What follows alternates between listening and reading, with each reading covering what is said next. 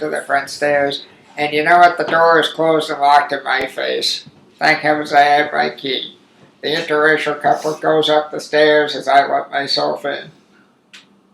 So I let myself in. I see the couple going upstairs.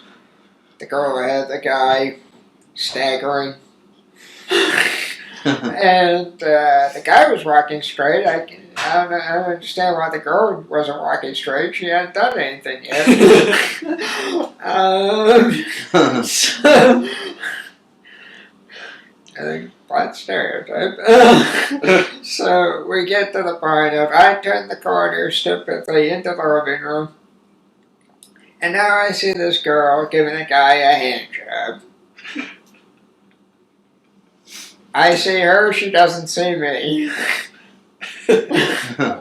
I go into the room and I said to her, "Hey, how's it going?" And she looks up, she goes, "Oh, hey, hey!" "Hey, how are you?" I said, "Fine." I shake hands with her, but I see you're busy. Looks like you got your hands full there. Yeah. Yeah. But not quite. Right, so I went and I walked off after saying I shake hands with her, but I see you're busy.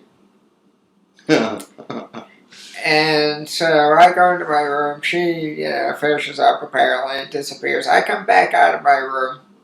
Now, I go into the kitchen and I see the interracial couple girl staggering around, barely clothed. Let's put it this way. The twins were walking on their own. All over the room. So, the twins are walking on a beer floor. And bare floor. And it's been a buck, let's be honest. And so she collects herself for the first time that night. And comes over and we start shooting the shit. What we said is unimportant other than she'd had a shitty summer, I had a shitty summer. So we're in the middle of the conversation. She says, "Well, shit happens, what you gotta do?" And I said, "I think you already did it." So she, yeah. So she goes, and by this point, the sunburned gentleman comes in the room and starts dragging her towards the front door to get rid of her. Somewhere along the line, she gets a phone call and goes, I got it. Okay, well, get it. So she goes and she answers the phone and staggers over to the front door. Now, how she made it to the front door without falling, I'll never know. But she was up against the door, leaning quite heavily. And now, mind you, I just come through the door, it's unlocked. So I come to the door, it's unlocked, she's there, and oh boy, was this a beaut. She's there, leaning against the door, and she tries to open the door while she's leaning against it on the phone talking. Usually it doesn't work. So she goes over to me, again staggering, and the digits fall out. Not her hand, not her phone. And so she collects herself as she says, that door is locked in too many different ways. You gotta let me out of here. So I help her over to the wall so she has something to lean against as I go and open the door. And I go and I open the door because she couldn't figure out that it was unlocked and she was leaning against it. So I open the door, she comes by, says thank you very much, walks out the door. Now I hold the screen door for her as she walks out. The black dude grabs hold of the other door and is holding it so it doesn't bang against the wall. Now she walks by me down the stairs, stops, gets the idea to turn around, comes back up, walks right by me. The black guy's standing there, holding the door, as I said, behind me. And she turns to him and at the top of her lungs yells, "Fuck you!" in his face. And I'm standing there, dead quiet, not sure what to make of this at this point. Damn. So then she goes and she staggers off down the road. I would have said walk, but that would have been hardly inaccurate. So she staggers off down the road towards China Express. And I'm standing there in true movies form. We both look out to our right, watching her go down the street, staggering. And we both have our mouths open, gaping, and I swear to God, it looked like a scene out of a freaking movie. So I went back into the house with the guy, and I said to him, "Hey, what was with that explicit exclamation?" And he goes, "Oh, she's mad because I kicked her out of bed." Oh. Which is another story in and of itself. So that's the story of that fateful night. Yeah.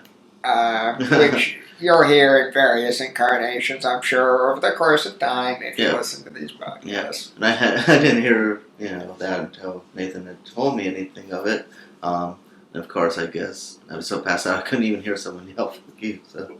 Wait a minute, you were living in the house, is that correct? But he was in the back of the house on what used to be the garbage room. Oh, they stuck you out with the garbage, Casey. Well, I had that room before him. Oh! But I was smart enough to ask for the other room because I knew that would get drafted in a space heater 24/7. Yeah, you know how some of the houses are built, the mudroom they call them. You know. They put you in the mudroom, Casey.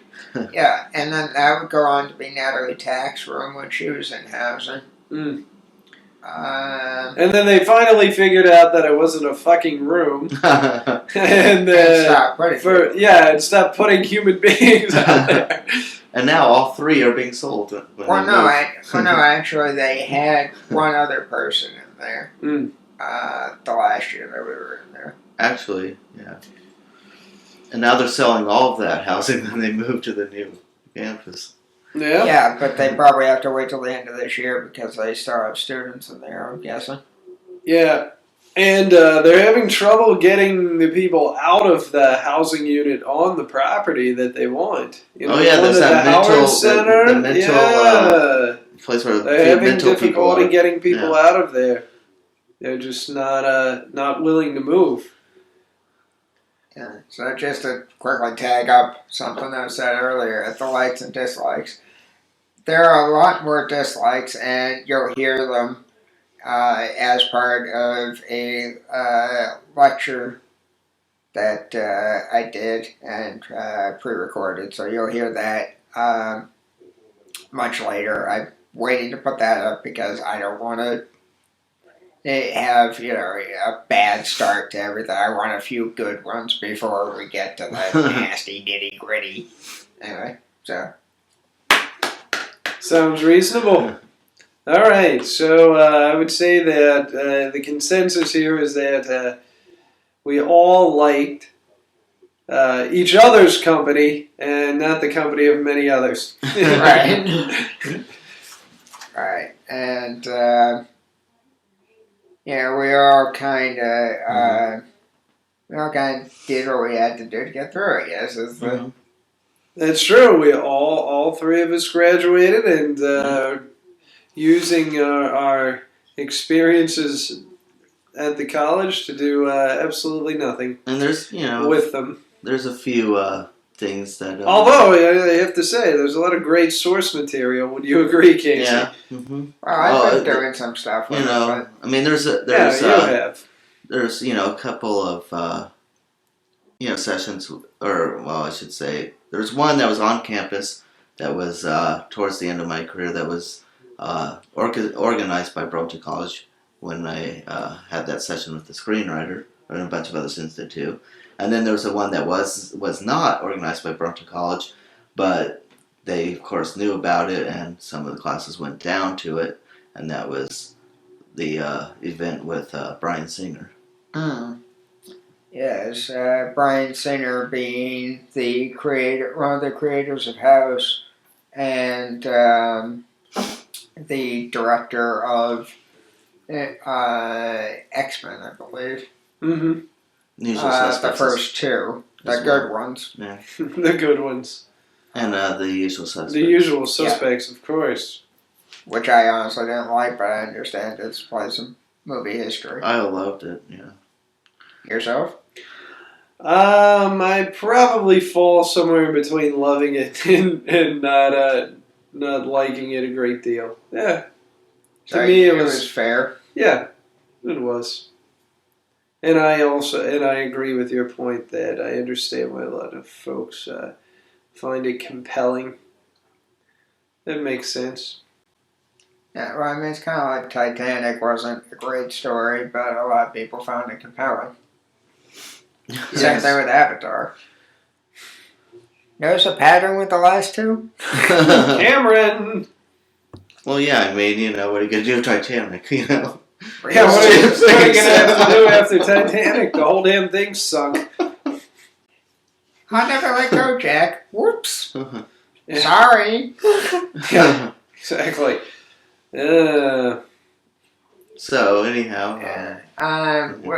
While we're talking about pop culture stuff, let's tag up the Oscars here, since we had talked briefly about it last time.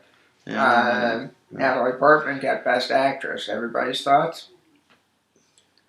Not a bad idea. I have not seen Black Swan, but I haven't seen it, but it's not a bad idea either. I'm surprised, I suppose, but certainly she had the ability. She just didn't always show her acting chops. Attack of the Clones, awful, and so on. Well, I kind of can't fault her, though, for Toy Boy Lucas's prequel trilogy. Because he was the director on those after all, and if you want to it's go back, the responsibility of the director to get the best out of their actors. If you also want to go back to when she was quite young, there's a film called Beautiful Girls. Yeah, I've actually seen, and she did a great job as a child in that film. She did great in that. The Professional, which I like the international version more, Leon Le Professionnel. And she was also in, what was the other one she was in? I know you know it. Closer. Closer, yes. Very good performance in Closer. And Cold Mountain. She was the rape victim. Oh, that's right. Sure. A very small part. Yeah. But she did good with it. I think Goya's Ghost. She was good in that. She was good in My Blueberry Nights. Not a great movie, but she did okay. And then she was excellent in Black Swan, I thought. Mm-hmm. And I also really liked her in The Other Woman and No Strings Attached. Which, again, not great movies, but she's good. I kind of feel the same way about Amanda Seyfried. I'm hoping she'll get an Oscar someday, but let's not talk about Red Riding Hood. Incest galore. Well, I can't really say anything. Haven't seen it yet, so. Yeah, Don't be sorry. Okay, so Best Actor Colin Firth. Again, I know you guys haven't seen it, but what do you think? Based on what I have seen from him, he can act. That's pretty obvious. Mm-hmm. He can even sing in Mamma Mia. Yeah. Yes.